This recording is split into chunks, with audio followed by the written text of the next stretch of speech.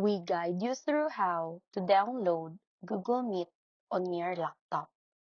So the first thing you need to do is to open your browser like Chrome, Firefox, or Edge and go to the official Google Meet website by typing meet.google.com in the search bar.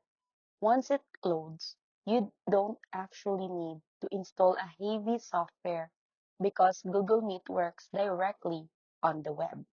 But if you want quick access like an app, click the three-dot menu on the top right corner of your Chrome, then select Install Google Meet if available, or choose Install Page as App to create a shortcut on your desktop.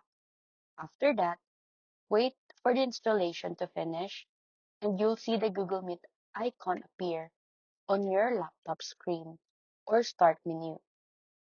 Click it anytime to open instantly without searching again. Next, sign in using your Google account to start or join meetings.